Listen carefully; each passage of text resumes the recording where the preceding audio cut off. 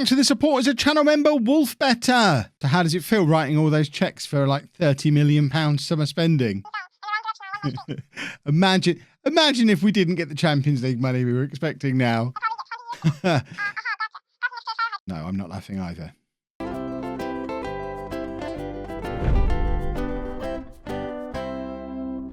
Hello and welcome to part 50 of the Greek Odyssey. I'm Kevin. Coming up on today's episode, we have our first two games of the new Super League 1 season. We're away against Volos, at home against Offi, and sandwiched beautifully in between the two is going to be the draw for the first round. Well, no, not the first round, the draw for the group stage of the Champions League, as we get to find out what our first ever Champions League group is going to look like. If you missed the transfer special yesterday, I suggest you go back and watch it. It was spectacular. We spent £29.5 million. The most we'd ever spent in a summer before was £2 million. We're ready for the Champions League. We did sell £26.5 million off a player as well. We didn't just go absolutely crazy. It's only a net spend of £3 million. But for context, there's always been a net income on our transfers in the past. So we have gone a little bit spendy to try and get ourselves ready for the Champions League. But our squad is looking nice. It should be a squad that is very much capable of competing in the Super League again. I don't even know if I'm predicting another win. I think Olympiacos have strengthened massively in the summer as well. So it's going to be touch and go. We've brought in a lot of players this summer. So we have some team cohesion work to do, which we will do that work. If you watch my streams, which you should, I stream every Monday, Wednesday, Thursday and Sunday, 8 p.m. UK time over on Twitch. But over there, we've been discovering the joys of team bonding sessions. And I think we're going to stick some of these in for Apollon as well, because we're definitely going to need a little bit of team bonding. In fact, I'm going to put that in now. There you go. We've got some team bonding sessions in once a week, which hopefully will start to fix that team cohesion. We've had 3 team leaders leave over the summer. Is it 3?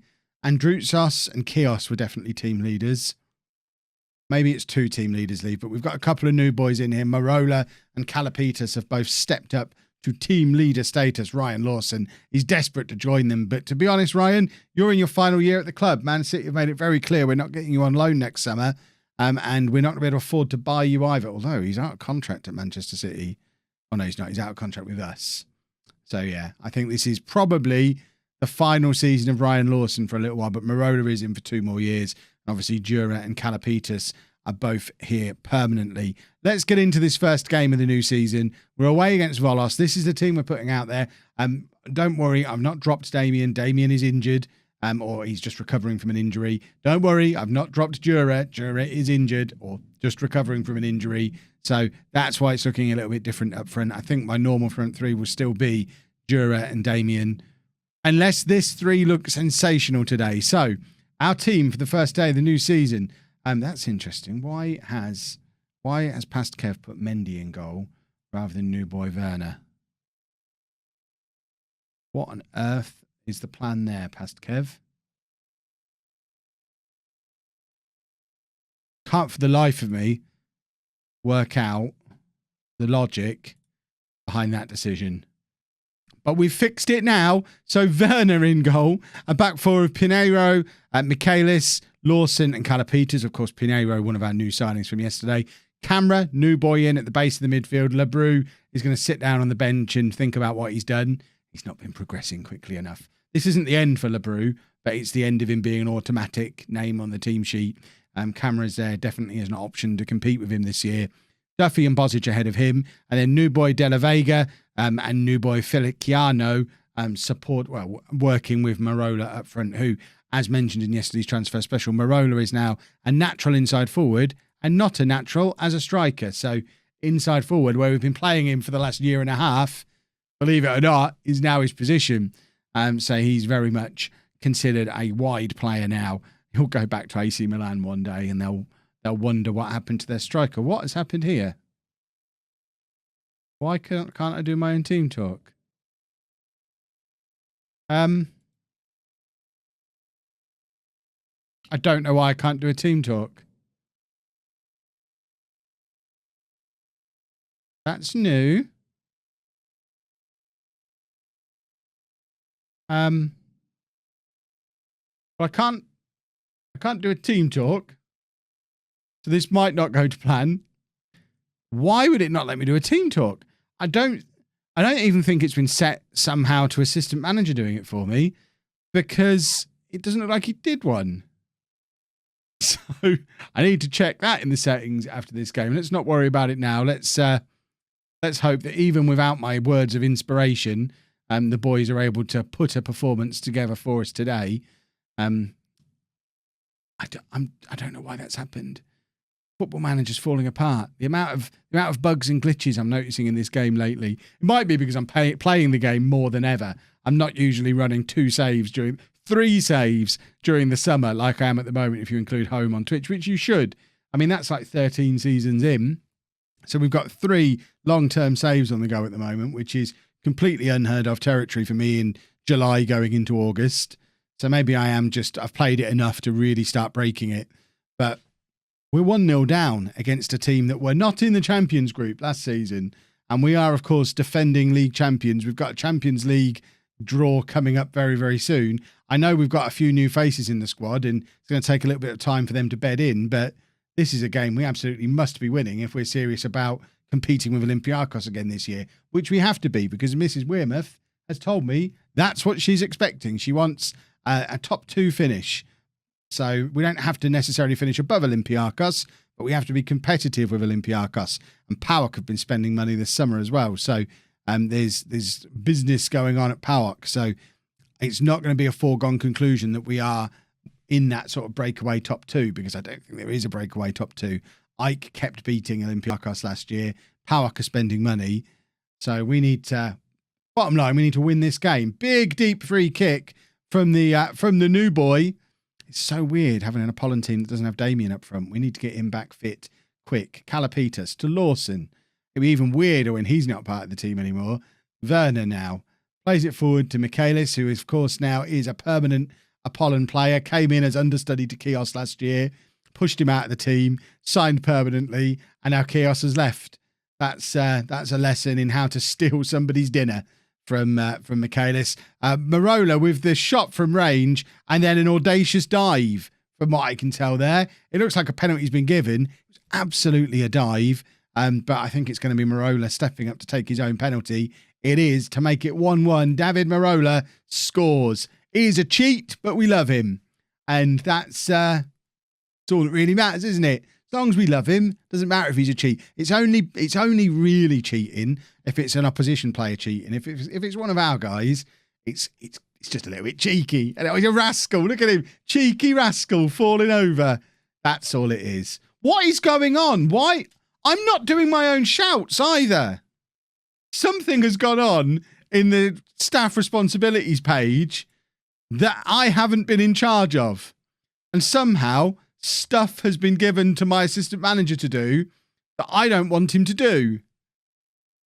Past Kev, like 3 years ago, Kev, this is how he had it set up as standard. How did that man ever play this game? I need my things. I need to be able to click buttons and fiddle with things. It's all being taken away from me. I find it very frustrating.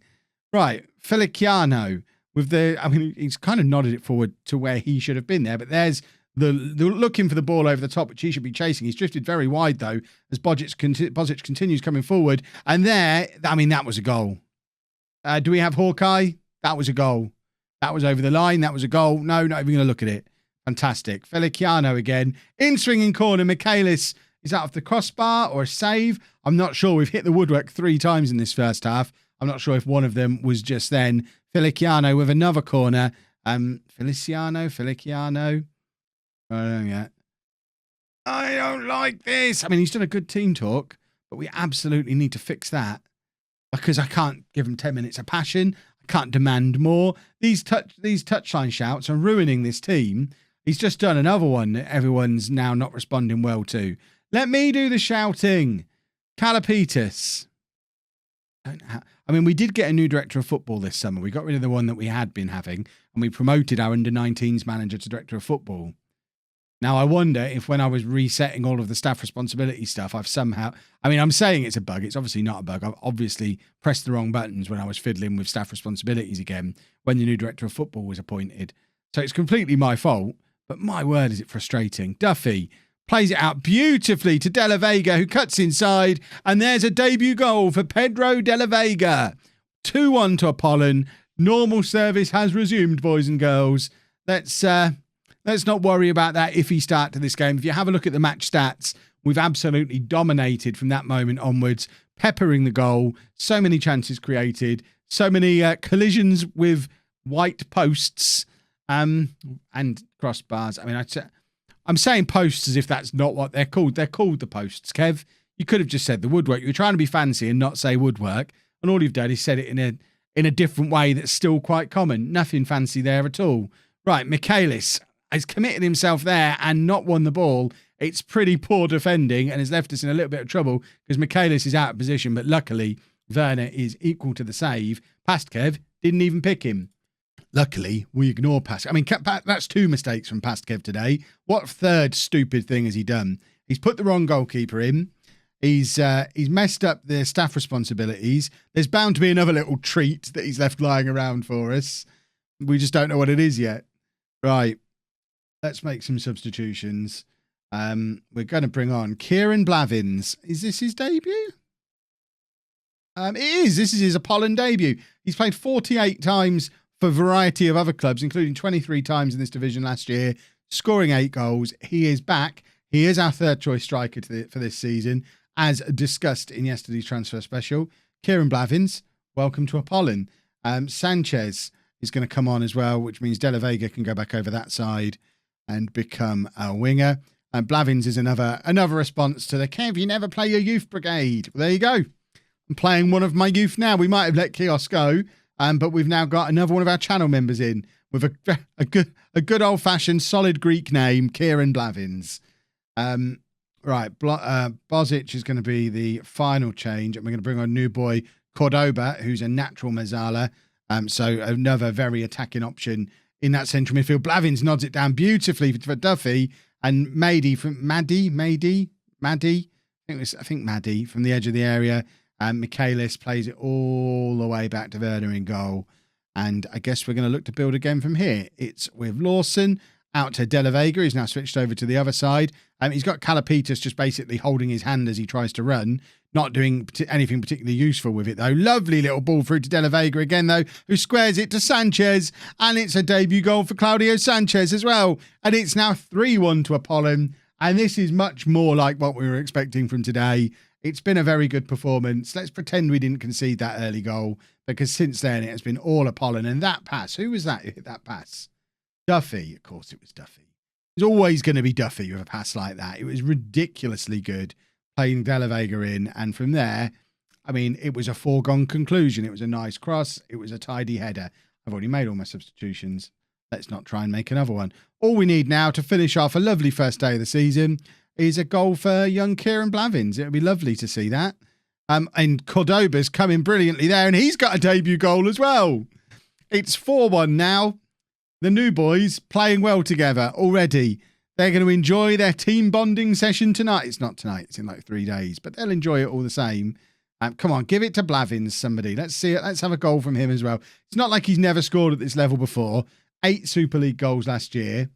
For context, Damien only scored 23 goals in the league last year. So for Blevins to get 8 in a poor side like Tripolis shows just how good he is.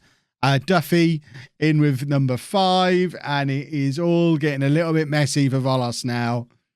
They held out for a while, but our superior quality has well and truly put them in their place as the game has gone on, and we end up winning 5-1, and I can't do a team talk to say well done.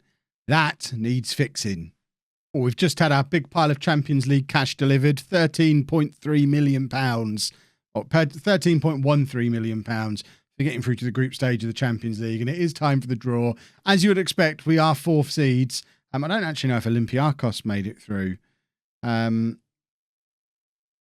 did. So both us and Olympiacos in the group stages. So again, this is going to be very good for improving that coefficient. We're hot on Turkey. I think we're chasing Turkey. No, we went past Turkey. We're now chasing the Netherlands and Russia, I think. So have we got any Russian teams in here? There is one Russian team. one Portuguese team. No, two Portuguese teams.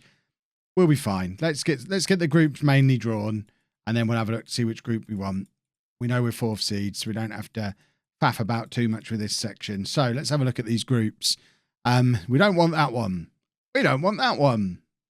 We don't want that. Okay, this is going to be a theme. We don't want that one, or that one, or that one, or that. We don't want any of these. These all look really hard. Oh, goodness me. None of these. I mean, the best we can hope for any of these is a 3rd place finish and back in the Europa League, I guess. So on that basis, that group with Barcelona and Juventus, I think we can finish above Salzburg. I think we can finish above Shakhtar. I think we can finish above Galatasaray. So those are the groups really. B, C, or G are the ones we want. So Bruges into that group. This is one of the groups we want. Olympiacos get that one though. Lucky swines. We'll take this one then. Nope. Okay. See this one. There's no way we even finish 3rd in this group. Celtic. That's going to be a tough group for you. We're in a group with Manchester City, Atletico, Leipzig. Oh, there's no chance of us coming through that group. It's going to be a real challenge to even finish 3rd. Leipzig, where did they finish in have we even got the Bundesliga loaded? We have, so we can go back a year. No, not there. Go to there. Where did Leipzig finish last year? They finished 3rd in the Bundesliga last year. Hopefully Atletico are rubbish now. Can't even navigate the buttons. I'm panicking that much. Atletico, where did they finish last year? 4th in La Liga. We're going to be very, very lucky to even end up in the Europa League here, I think. That is a tough, tough group. And of course, Ryan Lawson not going to be able to play against Manchester City over those 2 games either. So that's going to be a big blow too. We've squeezed in one more signing before the deadline. It wasn't one that I picked out. This is one that my director of football has picked out. And he was a 20-year-old defensive midfielder, which is the one area we don't really have any backup. So I just thought, you know what? We'll go with it. We'll see if he ends up any good. I think if we'd have scouted him, we probably wouldn't have spent the money we've just spent on him. But yeah, it's an extra body. He's as good as Lebrou as a defensive midfielder, which is certainly no bad thing. He can also play central midfield. It's an extra body, and he's young and he's got potential. So we can't argue too much. But that is the deadline now officially closed, and your confirmation that we were involved in 2 of the 3 biggest transfers of the summer. We tried to sign this guy as well, Slobodan Tedic. This is what I mentioned when I say PAOK were throwing the money around. We couldn't afford to match their wage offer at the time because this was all done back in January. So he would have been a perfect successor to Damien. But as it is, Camara and Pirola are considered 2 of the top 3 signings. We spent £33 million, but weren't even the most active team in the division. But we spent 33 of the £52 million spent in Greece this summer. We mean business in this Champions League. So we've made a couple of changes to the team for the Offie game. Damien and Jura both fit enough to start, although maybe not finish the games.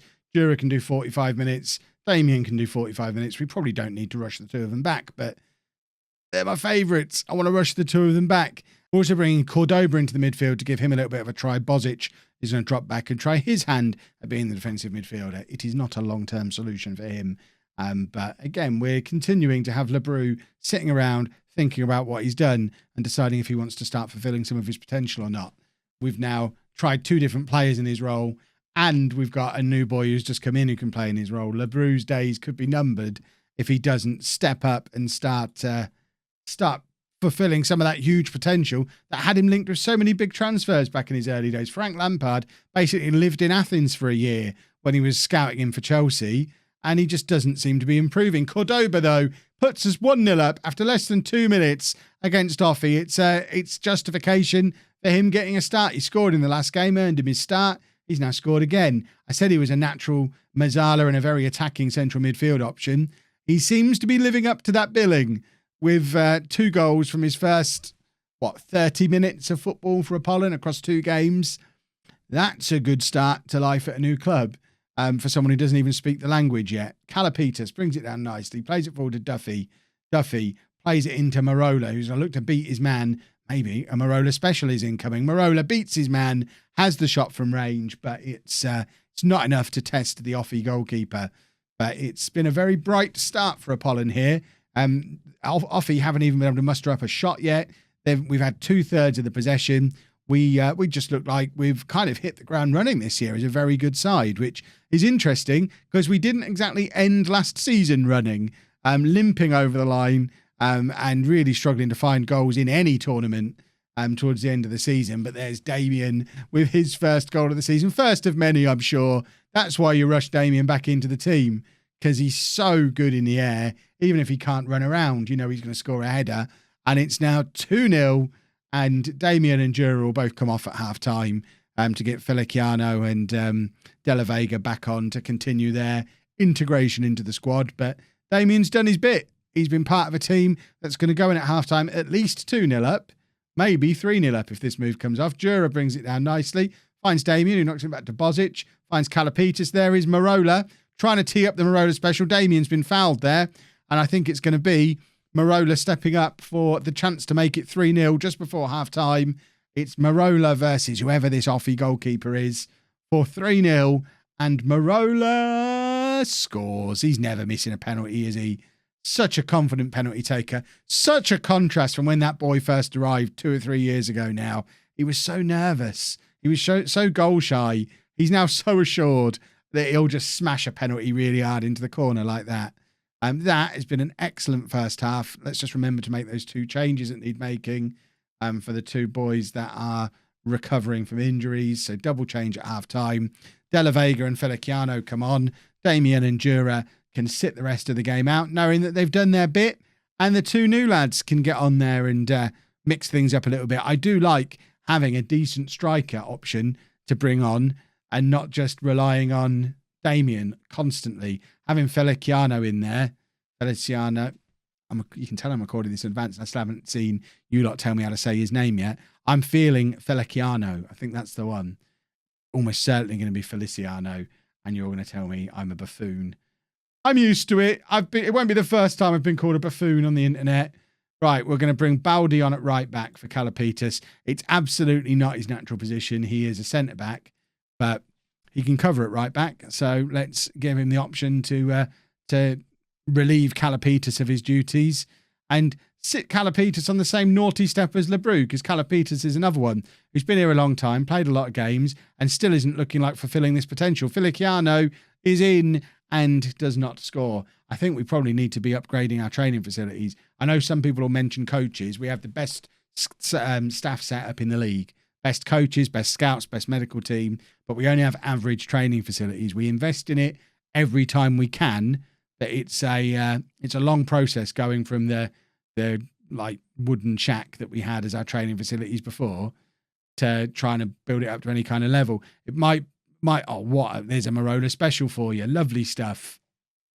But it does make me wonder if I ever focus on youth again, like we have in this save, and it's all well and good putting the youth setup ramped up really high. If you don't ramp the training setup with it, you get loads of high potential players who don't fulfill their potential because they're not getting the training opportunities. So we probably need to push both up if we ever do anything on these lines again. You always live and learn with these saves. But we've just done a lovely 4-0 win, very comfortable, and we will be back tomorrow for our first ever Champions League game. Nice easy one, just away against Atletico Madrid. That can't go badly, can it? If you've enjoyed that, please make sure you leave a nice big thumbs up on there for me. Subscribe to the channel for daily Football Manager videos, and thank you very much for watching.